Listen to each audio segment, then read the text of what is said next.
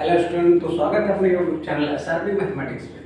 आज हम पढ़ने वाले हैं अंडर रूट 3 एक अपरिमेय संख्या है, इसको सिद्ध कैसे करते हैं। ठीक है, इसके पहले वाले वीडियो में हमने आपको कंप्लीट करवाया था कि अंडर रूट 2 एक अपरिमेय संख्या कैसे है, वो हमने आपको बता दिया था और बाकी एकदम बारीक से डिटेल में एकदम आपको बताया था। ठीक है, और उसके पहले मैंने आपको प्रमेय बताई थी और उस प्रमेय में मैंने आपको बताया था, उसी प्रमेय की सहायता से आज हम इसको सिद्ध करने वाले हैं। ठीक, तो उस प्रमेय को एक बारी फिर से हम रिकॉल कर लेते हैं। सबसे पहले हमने पढ़ा था उसमें कि माना एक अभाज्य संख्या p है जो कि a स्क्वायर को विभाजित करती है। a हमारा क्या है, कोई धनात्मक पूर्णांक है।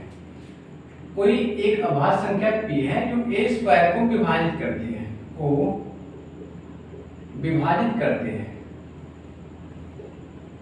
विभाजित करता है। ठीक,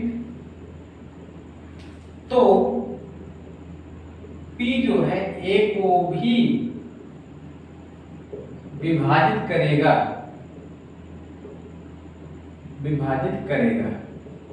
ठीक, a को भी विभाजित करेगा। इस चीज को मैं यहाँ पे एक क्वेश्चन की सहायता से आपको बता देता हूँ। जैसे मान लीजिए एक अभाज्य संख्या आपके पास है, एक अभाज्य संख्या है आपके पास में 3, और 3 जो है आप ध्यान से देखेंगे 9 के वर्ग को विभाजित करता है। 3 जो है 9 के वर्ग को विभाजित करता है। तो इस बात की मैं 100% गारंटी लेता हूं कि इसके वर्गमूल अर्थात इसके वर्गमूल 9 के वर्गमूल अर्थात 9 को 3 100% विभाजित करेगा। आप जो है भाग लगा के देख सकते हैं कि 9/3 काट देंगे तो 3 आएगा, अर्थात विभाजित कर रहा है। और यहाँ पे प्रमेय में भी वही बताया गया है कि a स्क्वायर कोई धन पूर्णांक है, a हमारा, और उसका वर्ग है, यानी a स्क्वायर को अगर p विभाजित करता है तो a को पक्का विभाजित करेगा, करने की जरूरत ही नहीं है। जैसे यहाँ पे a स्क्वायर मान लीजिए 9 का वर्ग है, उसको जो है 3 कोई अभाज्य संख्या विभाजित कर रहा है, तो 9 को पक्का जो है 3 विभाजित करेगा, करने की जरूरत नहीं है, ये सब करने की जरूरत नहीं है, 9 को पक्का विभाजित करेगा। आप चाहें तो करके देख सकते हैं, सच में विभाजित कर रहा है। जैसे 9 में जब 3 से भाग लगाए तो 3 त्रिक का 9, 3 बार कट गए। मैंने आपको यही बताया था। तो आपको अभी यहाँ पे कोई संख्या मिलेगी p स्क्वायर 3 से विभाजित हो रहा है तो p भी 3 से विभाजित करेगा। जैसे वहां पे मैंने लिया, अगर 5 से विभाजित हो रहा है, जैसे p स्क्वायर 5 से विभाजित कर रहा है तो p भी 5 से विभाजित होगा। p की जगह पे आप ले सकते हैं 25। अब 25 जो है 5 से विभाजित हो रहा है, 5 क्या है, अभाज्य संख्या है। अगर ये 25 जो है 5 से विभाजित हो रहा है तो 5 इसका वर्गमूल जो होगा 5 से विभाजित होगा। इसका वर्गमूल क्या होगा, 5। 5 में 5 से भाग लगा दीजिए तो 1, अर्थात कट रहा है। ठीक, ये चीज मैं आपको समझाने की कोशिश कर रहा हूँ। तो अब जो है अगर आप ये समझ गए तो बहुत बढ़िया, और इसको आपको समझना ही होगा। ठीक, और आशा करता हूँ ये आपको समझ में आ भी गया होगा। अब बढ़ते हैं इस क्वेश्चन की तरफ। क्वेश्चन तो नहीं, उदाहरण है आपकी एनसीईआरटी की बुक का चैप्टर 1 का उदाहरण नंबर 5। ठीक, इसमें बोल रहा है कि √3 एक अपरिमेय संख्या है और इसको हमको सिद्ध करना है। तो इसको हम किस तरीके से सिद्ध कर देंगे, इसको हम सिद्ध करेंगे विरोधाभास तरीके से। ठीक, विरोधाभास तरीके से। तो यहां से इसका हल देख लेते हैं। विरोधाभास तरीके में सबसे पहले हम क्या करते हैं, √2 जो है इसको क्या करना है, सिद्ध करना अपरिमेय। तो इसको हम मान लेते हैं परिमेय संख्या। सॉरी, √2 ने √3 क्या है, एक अपरिमेय संख्या है। तो सबसे पहले इसको मान लेंगे √3 क्या है, एक परिमेय संख्या। माना √3 एक परिमेय संख्या है, परिमेय संख्या है। अगर ये परिमेय संख्या है तो इसको हम p/q के रूप में लिख सकते हैं। तो √3 बराबर p/q, जहां p और q क्या है, अभाज्य है। सॉरी, p और q क्या है, सहअभाज्य है,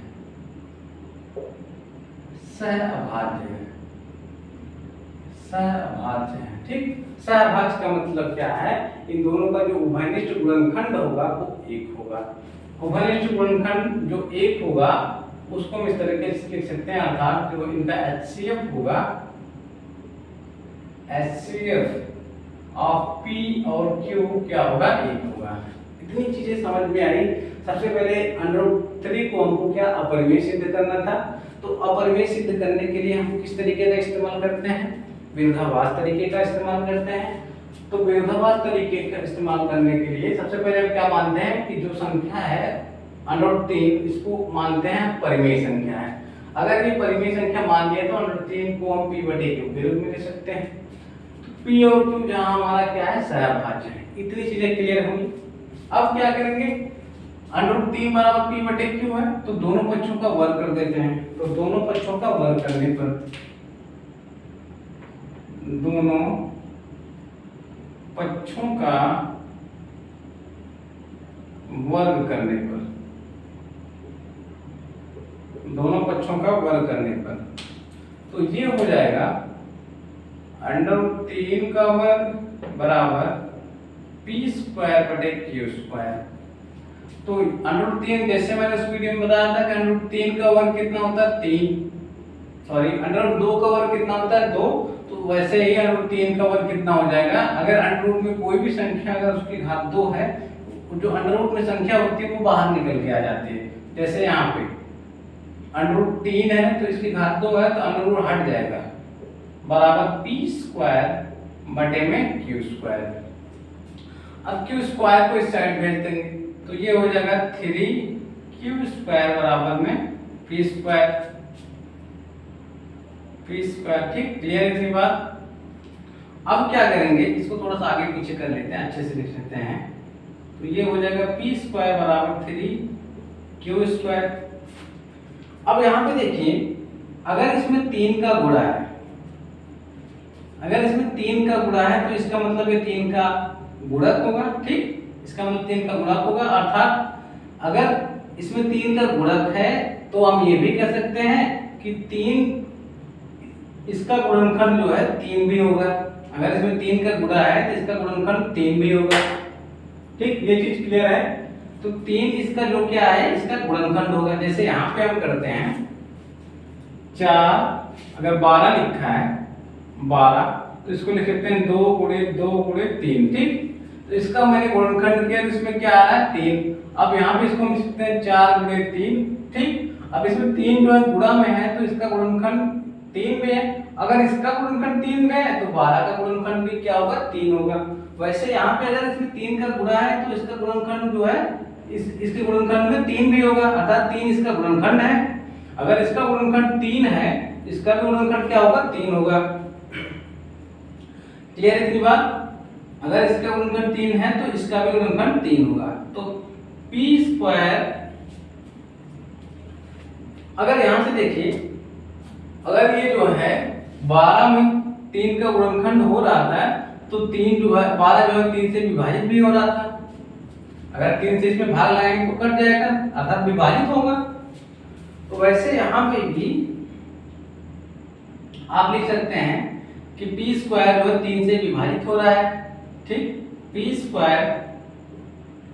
3 से विभाजित हो रहा है।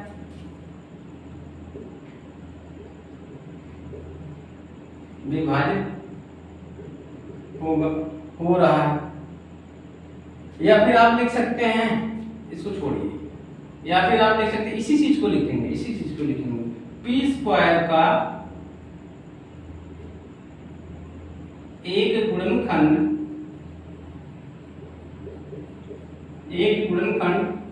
3 है। तो अब देखिए, मैंने आपको बताया था कि अगर A² को कोई भी अभाज्य संख्या P जो है विभाजित करता है, A² को कोई भी अभाज्य संख्या P विभाजित करता है। जैसे यहाँ पे A² की जगह P² है, P² को अगर 3 विभाजित कर रहा है, अगर इसका एक गुणनखंड है तो 3 इसको विभाजित करेगा। तो P² को 3 विभाजित कर रहा है तो इसका मतलब जो है P को भी 3 विभाजित करेगा। वही चीज मैंने यहाँ पे आपको बताई थी स्टार्टिंग में, अगर A² को P विभाजित कर रहा है तो A को भी P विभाजित करेगा। तो यहाँ से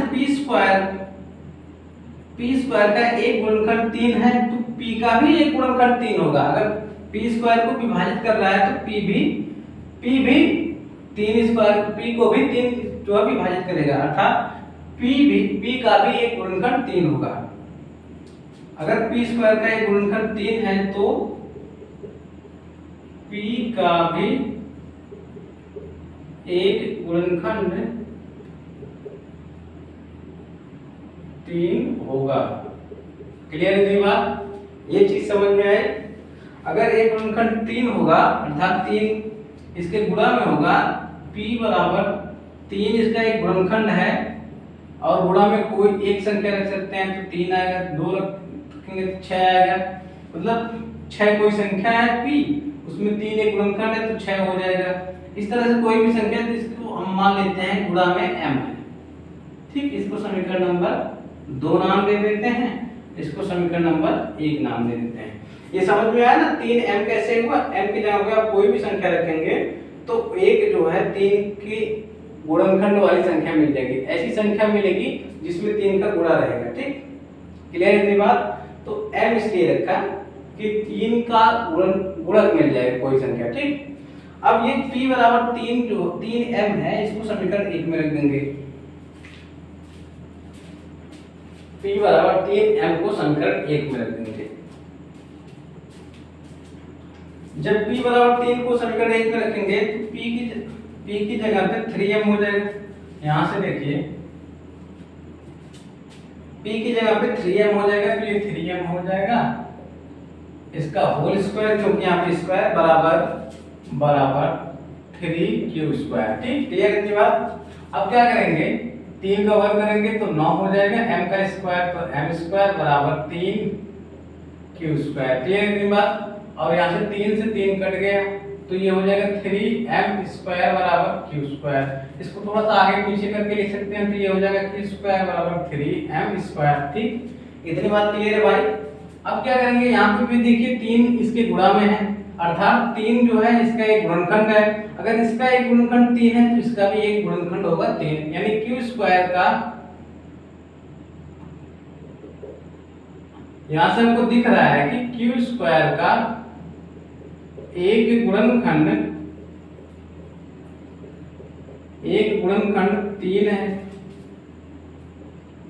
3 है इसका मतलब q स्क्वायर में 3 से भाग लगाएंगे तो कट जाएगा, तो q का भी एक गुणनखंड 3 होगा, तो q का भी एक गुणनखंड 3 होगा। ये चीज समझ में कैसे? ये हुई प्रमेय से, ये हुई प्रमेय से, ये बात हुई प्रमेय से, ये बात हुई प्रमेय से। यहाँ पे आप किस लीजिएगा, प्रमेय मैंने आपको पिछले वाले वीडियो में बताया था, प्रमेय से, और ये हुई प्रमेय से। प्रमेय मैंने अभी भी आपको बताया था।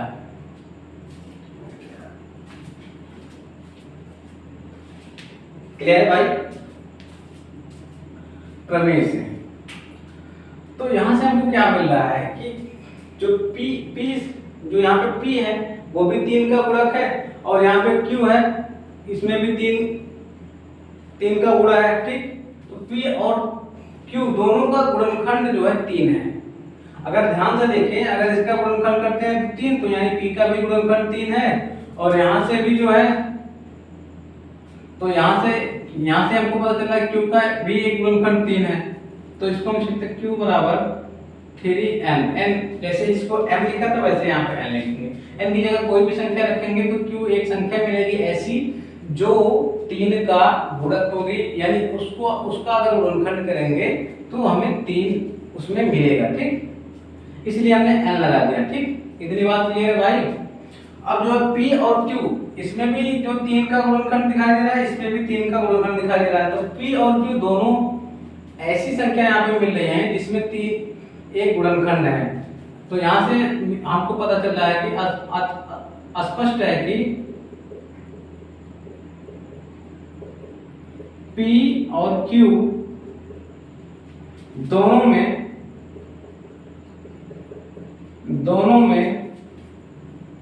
3 एक उभयनिष्ठ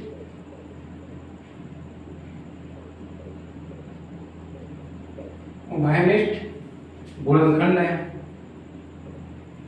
अगर आप देखेंगे p में भी 3 का गुणा है, यहाँ पे P में भी 3 का गुणा है, यहाँ पे Q में भी 3 का गुणा है, और P का एक गुणनखंड जो है 3 है, यहाँ से पता चल रहा है। Q का भी एक गुणनखंड 3 है, तो P और Q दोनों का उभयनिष्ठ एक गुणनखंड क्या हो जाएगा, 3 हो जाएगा। क्योंकि अगर इसका गुणनखंड करेंगे, ध्यान से देखिए, इसको लिख सकते हैं 3 into m, इसको भी लिख सकते हैं 3 into m, इसमें भी 3 मिल रहा है, इसमें भी 3 मिल रहा है, तो P और Q दोनों का उभयनिष्ठ गुणनखंड क्या हो जाएगा, 3 हो जाएगा। और यहाँ पे देखिए, हमने यहाँ पे माना था कि P और Q दोनों क्या है, दोनों का उभयनिष्ठ गुणनखंड कितना है, 1, क्योंकि सहभाज्य है, सहभाज्य में उभयनिष्ठ गुणनखंड हमेशा 1 होता है, और उभयनिष्ठ गुणनखंड को हम HCF कहते हैं। ठीक, तो यहाँ से हमको विरोधाभास क्या मिल रहा है कि हम मान के चले थे कि भाई P और Q क्या है, सहभाज्य हैं, लेकिन यहाँ पे क्या मिल रहा है, ये दोनों का उभयनिष्ठ गुणनखंड क्या मिल रहा है, 3 मिल रहा है। तो यहाँ से हमको विरोध हो रहा है कि ये कह रहे हैं कि हमने मान के चला था 1 और आपने ला दिया 3, तो यहाँ से विरोध हो रहा है। तो विरोध हो रहा है, तो यहाँ से, तो यहाँ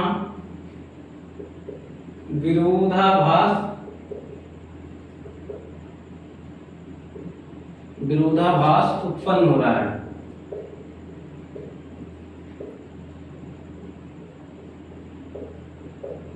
कि P और Q क्या है, सहभाज्य है। P और Q क्या है, P और Q एक सहभाज्य है, सहभाज्य है। ठीक, क्लियर है भाई? ये समझ में आया क्यों विरोधाभास उत्पन्न हो रहा है, क्योंकि यहाँ पे हमने मान के चला था 1 है और यहाँ पे आ गया 3, ये तो विरोध हो रहा है भाई। फिर यहाँ पे हमको क्या उत्पन्न हो रहा है कि विरोधाभास उत्पन्न है, क्या, P और Q एक सहभाज्य संख्या है। और ये क्यों उत्पन्न हुआ, इसके पीछे का रीजन भी तो आप जानते होंगे। ये क्यों उत्पन्न हुआ, ये विरोधाभास क्यों उत्पन्न हुआ, क्यों? क्योंकि यहाँ से हमने HCF क्या माना था, 1, यानी दोनों को उभयनिष्ठ गुणनखंड 1 था, यहाँ पे क्या आ गया, 3 आ गया, तो ये विरोधाभास उत्पन्न होगा। क्यों उत्पन्न हुआ, क्यों उत्पन्न हुआ? ये इसलिए उत्पन्न हुआ क्योंकि हमने इसको जो है गलत मान लिया था कि √2 जो है एक परिमेय संख्या है, इसको हमने गलत मान लिया था, इसको हमको सही मानना पड़ेगा। ठीक, कि √2 जो है एक परिमेय संख्या है, ये हमारी गलत धारणा के कारण हुआ।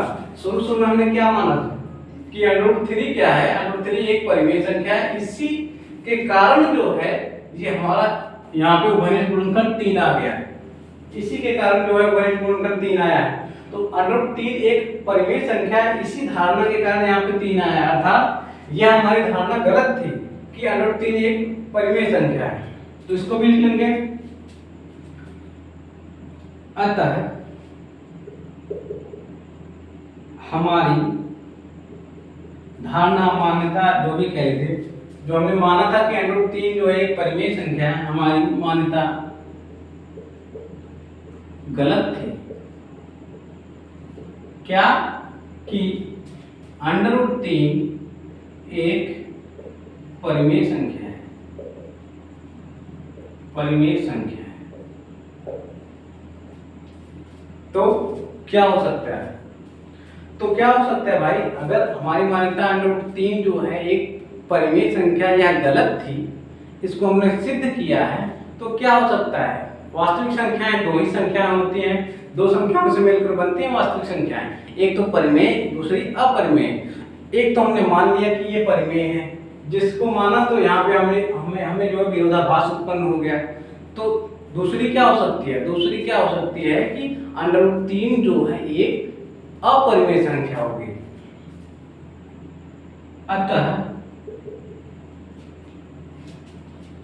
अतः इसको आप ऐसे लिखिए, अतः √3 एक अपरिमेय संख्या है, अपरिमेय संख्या है। समझ में आया भाई?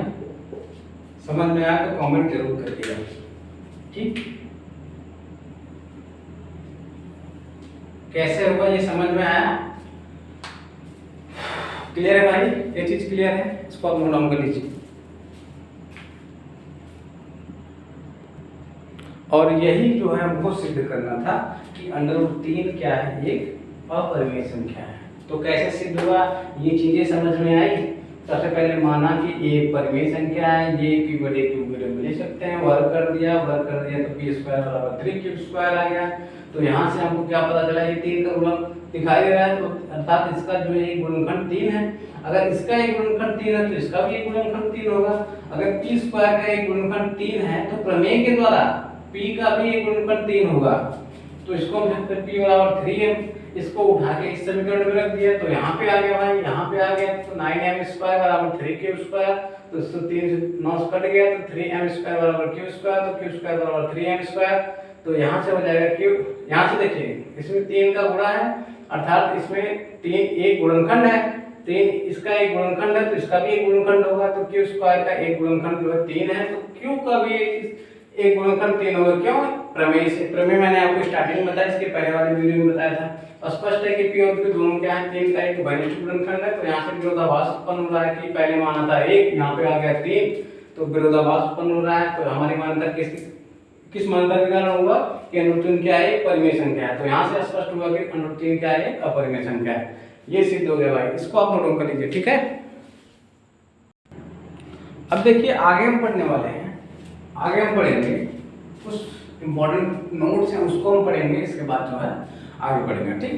जैसे यहाँ पे आपको अगर एक बात कह दी जाए, जैसे मान लीजिए एक परिमेय संख्या है, एक परिमेय संख्या है 4 और एक अपरिमेय संख्या है, एक अपरिमेय संख्या जैसे मान लीजिए √2। हमने अभी सिद्ध किया था इसके पहले वाले वीडियो में कि √2 क्या है, एक अपरिमेय संख्या है। अगर इसको जोड़ते हैं, मतलब एक परिमेय संख्या और एक अपरिमेय संख्या को जोड़ते हैं, तो ये जो प्राप्त हुआ है ये भी एक अपरिमेय संख्या होती है, ठीक। इसको आप ध्यान रखिएगा कि जैसे एक अपरिमेय संख्या और एक परिमेय संख्या और एक अपरिमेय संख्या को जब जोड़ते हैं तो जो प्राप्त होता है, जैसे ये प्राप्त हुआ है, ये क्या है, एक परिमेय संख्या, ये क्या है, एक अपरिमेय संख्या। लेकिन इन दोनों का जब जोड़ कर देंगे यहाँ पे, तो ये जो हमारा प्राप्त होगा ये हमारा क्या होगा, अपरिमेय संख्या होगी।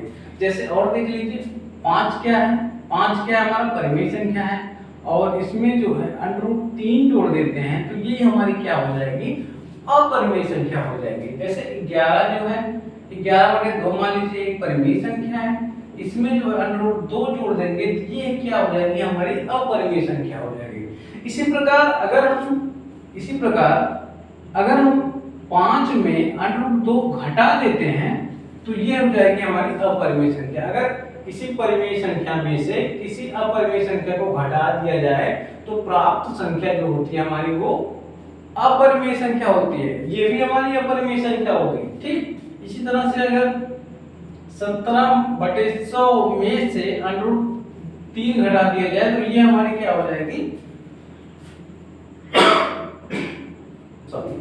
ये क्या हो जाएगी हमारी, ये अपरिमेय संख्या हो जाएगी। तो यहाँ से हमें क्या पता चलता है कि एक परिमेय संख्या और एक अपरिमेय संख्या का योग या अंतर जो प्राप्त होगा वो हमारा क्या होगा, अपरिमेय संख्या होगा। इसको आप नोट डाउन कर लीजिए। जैसे यदि किसी अपरिमेय संख्या और किसी परिमेय संख्या का योग या अंतर किया जाए तो प्राप्त संख्या जो होगी हमारी क्या होगी, अपरिमेय संख्या होगी। इसको आप नोट कर लीजिए। किसी परिमेय संख्या और अपरिमेय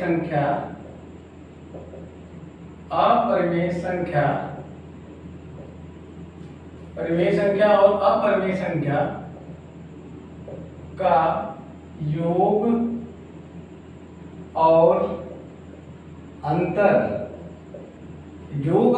दोनों जो होता है हमारा अपरिमेय संख्या होती है। योग और अंतर अपरिमेय संख्या होती है। कैसे होती है मैंने आपको बताया, अपरिमेय संख्या होती है, ठीक। किसी परिमेय संख्या और किसी अपरिमेय संख्या का योग करें चाहे अंतर करें, वो क्या होता है, हमारा अपरिमेय संख्या होती है। जैसे यहाँ पे जैसे में आप लिख लीजिएगा 5 - √2 या फिर 11 + √2, 17 + √2, 18 - √3, ठीक। ETC। आप और उनमें से लिख लीजिएगा जितनी भी संख्या है, 1000 या 100 माइनस रूट 3, 11/2 माइनस रूट का 2, 1000 प्लस का रूट 3। ठीक, इस तरह से आप लिख लीजिएगा। ठीक, और एक टर्मिनोलॉजी और है, एक और है, उसको भी लिख लीजिए, उसको भी लिख लीजिए। वो हमारी क्या है कि किसी परिमेय संख्या, और परिमेय संख्या कैसी होनी चाहिए, शून्येतर, अर्थात शून्य ना हो। शून्य भी एक परिमेय संख्या होती है। अब जो बात करेंगे उसमें शून्य नहीं आना चाहिए। शून्य क्या होती है हमारी, एक परिमेय संख्या होती है। तो अब बात करेंगे हम शून्य से इतर, अर्थात शून्य ना हो, किसी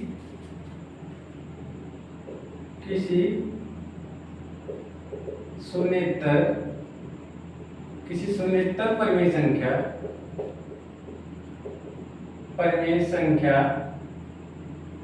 और किसी अपरिमेय संख्या का, किसी शून्येतर परिमेय संख्या, तो यहाँ पे क्या लिखा, किसी शून्येतर परिमेय संख्या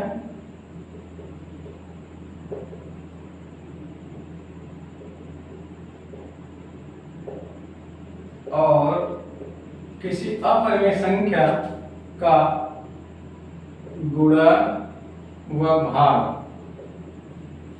गुणा करें चाहे भाग करें, गुणा या भाग करें, गुणा या भाग किसी शून्येतर परिमेय संख्या या किसी शून्येतर परिमेय संख्या और किसी अपरिमेय संख्या का गुणा या भाग एक अपरिमेय संख्या होती है। इसको भी आप नोट करिएगा, अपरिमेय संख्या होती है। ठीक है, ठीक है भाई। जैसे एक परिमेय संख्या 3 है, इसमें जो है गुणा कर देंगे √3 का, तो हमें प्राप्त होगा 3√3, जो कि एक अपरिमेय संख्या है।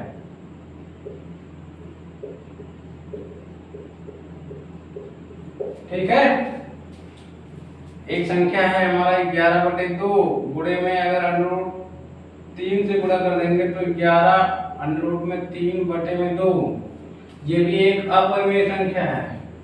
एक संख्या हमारा 1 गुणे में √2, 10,000 गुणे में √2, तो ये भी हमारा क्या होगा 10,000 √2, एक हमारा क्या होगा अपरिमेय संख्या होगा। अब भाग की बात कर लेते हैं, भाग की बात कर लेते हैं।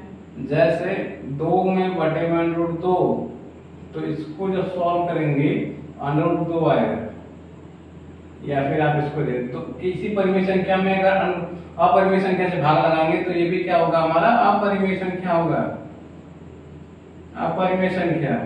ठीक, 3 में अगर √2 से भाग लगाएंगे तो भी क्या होगा हमारा अपरिमेय संख्या होगा।